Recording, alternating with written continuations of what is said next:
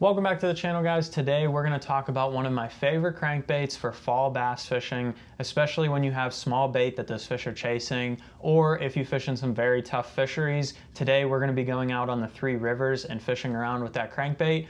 So we're going to talk all about why that small profile crankbait works really well. That crankbait we're going to be talking about today is the Crush 25X Mini, or the medium diving version, and we'll get into that a little bit throughout today's video, so stay tuned and let's get right into it. So for starters, let's talk about this 25 mini crankbait. This thing is absolutely tiny compared to other crankbaits on the market. A 2.5 size, a 1.5 size. This thing is half the size of that. It's a micro crankbait for sure, but this crankbait is exceptional for a few reasons. It'll still dive the same depth as some of those other crankbaits. It'll hit 4 or 5 foot on 10-pound test line, so you can get it down there deeper. Plus they have the MD version that will get even deeper than that. So if you really need to hit that 6 or 7 foot range, you can go to that one and still have that tiny profile. The other thing that this bait does exceptionally well is it can still cast very well. A lot of those micro crankbaits do not have any weight to them, so while it imitates the baitfish right, you might not be able to get a far enough cast to where you actually need it to be. This one, you can still cast it far enough if you put it on the right rod, which we'll talk about here in a second. When it comes to color selection, there's a million colors out there that you can choose from. They come in the craw colors, they come in the chartreuses, they come in the shad patterns. For me, this time of year, I'm gonna fish that shad pattern almost entirely. Occasionally, I'll dash in a little bit of the chartreuse if the water's dirty and I need my bait to stand out just a little bit more. But overall, that shad pattern is the way to go, especially like the chrome version of it, because you're gonna have those baby shad that are so small, and that flash is all they're gonna be doing is swimming in big schools, and their flash gives off on their sides. So if you have something that's flashy and tiny, a lot of times it'll get you a lot of bites, no matter what the actual bait profile is itself, as long as the size is correct. So those are the colors that I'm going to choose from, and the diving depth will depend on how deep I'm trying to fish it. If I'm trying to fish less than 4 foot of water, I'm going to go with the regular 25, and if I'm trying to get a little bit deeper,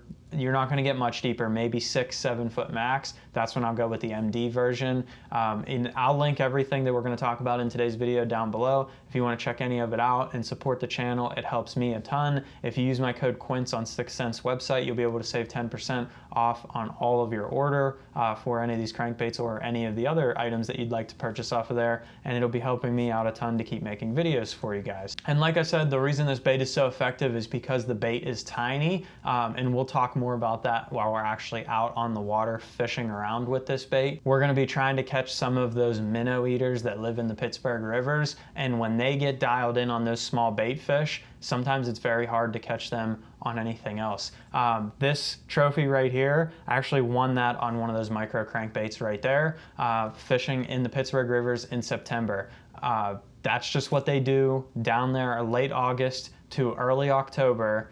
Those young of the year shad gang up at those creek mouths, and all they do is just come up and get mouthfuls of them. So unless you're throwing something that's very small, it will not work. Like I went through yesterday fishing with a whopper plopper, like this guy right here. It's a 90 size whopper plopper. It's not even that big. They would not even touch it, but you could throw that crankbait in there and they'd come right back and get it, no problem, on the same exact spot. So that's what makes it so effective. Lastly, let's talk about our rod and reel before we head out on the water.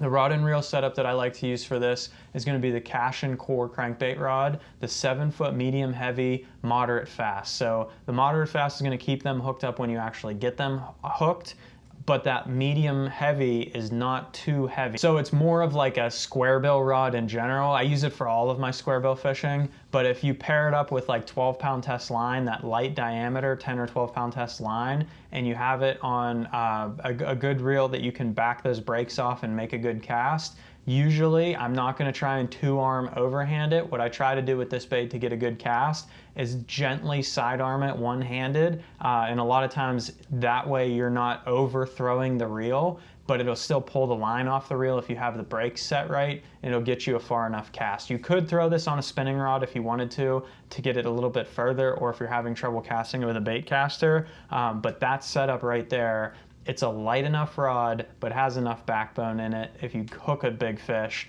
but it's light enough to actually get that far enough cast. You're never going to cast this as far as a 2.5 crankbait.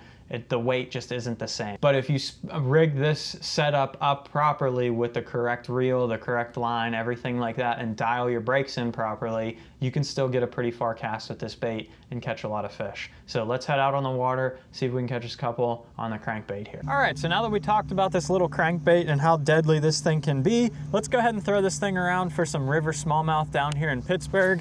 And we're fishing right in early to mid-September. I think today's like September 9th or 8th, something like that. So we're gonna cover some water with this thing and see if we can find some smallmouth that are looking to feed on bait fish and get their fall feed started early. We do have some water temperature just starting to drop, not a whole lot yet. This bite will probably get better in the next week or so down here, but we got some other stuff going on, so we're not gonna be able to be down here. So we're doing that video today and hopefully we'll catch us a couple. What we did is tie on just a little chrome color pattern here, mostly because we know that these fish are feeding on very small bait fish, so that shiny profile sometimes can get you more bites just because it looks like a ball of bait fish rather than just one singular bait fish, or it can just look like one big singular bait fish. It really does not make a difference sometimes in color. As long as you got a shad pattern, you're pretty much good to go. You can see I have this light action crankbait rod here and I can whip that thing out there no problem, even though it's a tiny bait. And realistically, I'm trying to hit the bottom every cast with this, but that might not happen. And if I'm not hitting the bottom, what I'll do is I'll start to fish it. Oh, I already got one. Hang on. Oh, did he come off? He came off. No. Oh, might need to check the hooks on this guy. So what'll happen though is if you're not hitting the bottom, you can change this bait up.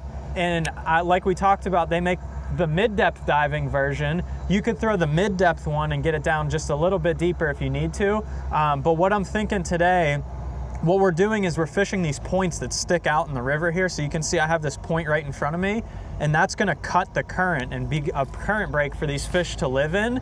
And they're gonna get right up on the bank, like super, super tight up there. I caught that fish that just bit. He was literally in 6 inches of water. I can see the bottom up there. So these fish are gonna be very, very shallow for their fall feed. As that water temperature starts to cool, they'll start to push shallow.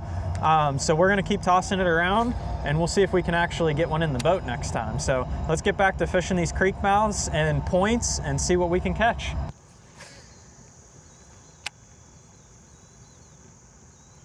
There we go. Got one on the crankbait. See if we can keep this one on. Feels like a good one. Oh, it's a giant! What? Oh my gosh! I didn't see it when it jumped the first time. Now we gotta see if we can get her in the boat. I have this soft crankbait rod so I can keep the hooks in. Usually they don't come off, but for whatever reason today, I've lost 2 good ones already. We'll see if we can get this one up in the boat. He looks like he's hooked well. Whoa, look at that. Now that is a Pittsburgh River smallmouth right there. Usually, you do not catch fish this big down here. I've been throwing that crankbait down here for years. I've won tournaments on it. I've caught plenty of nice sized smallmouth like this, maybe some even bigger than this one. So we're gonna get back to fishing after we weigh this guy up and see if we can catch us a couple more on that crankbait. But you can see they're schooled up in front of these creek mouths and points feeding on small bait fish. So we're taking that little bitty crankbait right there, and they're thinking it's just those tiny little bait fish swimming around. So the other thing is, if you threw too big of a crankbait, it would not work. What I'm doing with that crankbait, and when we put this guy back, we'll explain a little bit more. The bait is like this big. That crankbait's bigger than that, but it gives them a key target to hit. But if you threw something too big, it would look unnatural. It just looks like a slightly larger bait fish than the stuff that's already in the water. Sometimes details matter. I've found in September, especially down here on the river, that crankbait is like the go-to bait down here. So let's weigh this guy up and get him back so he can keep eating more shad. Only a 2-pounder, but in the Pittsburgh River, that's a giant. So let's let her go. See you, girl. All right, let's see if we can get us another one up here. They seem to be schooled up on this little point, and what you'll notice is I'm throwing it literally right on the bank, and I'm cranking it right down, and I'm hitting, like it's only inches up there, and I'm pounding the bottom right where they're at, and then I basically just reel it back in and make another cast, but I'm landing this thing right up there on the bank, and that's where they're feeding on all these bait fish. They're chasing them and they're pinning them up against the bank and trying to eat them. So I'm trying to get this crankbait as close as I can. That's also why I went with the shallow version for the day. And it's actually so shallow that when I put it up there, if I reel too fast, it blows out of the water, and that's not what you want. So I'm trying to force myself to slow down and reel this here. And each creek mouth or point can be different. Sometimes you'll have one resident fish that lives on it and there'll be nothing else up there with them. Sometimes you'll have numerous bass sitting on one. This one seems to be one that's a little loaded, but they're a little hard to get to bite, and that's all in part of that small bait fish. They're chasing small bait and they know that the bait is small, but they're very pressured fish. Like the Pittsburgh River fish get hit pretty hard because there's not a lot of stuff to fish around here in Pittsburgh. So a lot of times if you throw something that's just too unnatural, like we were just talking about, with that bait fish profile being just a little bit too large, they will not bite it, especially in the fall. The fall is like the most key time to have a match the hatch bait, because they will key on the smallest bait fish, and they know the difference between a small bait fish and a 1.5 crankbait. So I really like this baby crankbait this time of year. It gets a lot of bites and catches some big ones. So we're gonna get back to fishing here. We might hop on to another creek mouth and see if we can catch us another one. There's one. He's little, but we caught one. Little baby one sitting up here on this point right here. Let me get us out away from the bank before I do something to my motor. And this bait here catches fish of all sizes, as you can see. Caught a bigger smallmouth earlier, but it also catches these little baby ones. This is an excellent bait that you can use even for fishing in creeks and rivers, small little streams. If you fish small bodies of water that you would like to throw a crankbait in, you know the fish feed on bait fish. I've fished that bait in creeks before, using it in that shallow water, some deeper holes of the creek, and you can still catch bass. I mean, that's like a perfect creek bass right there, but we're on the Pittsburgh River, so that's a Pittsburgh River bass for us.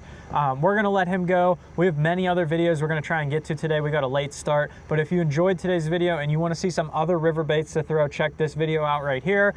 In addition to that one, there's 3 other ones in that video that'll have you catching more fish as well. And like I said, that bait's linked below along with all the other gear, so if you wanna support the channel, check that out. Hit the subscribe button. Thanks for watching.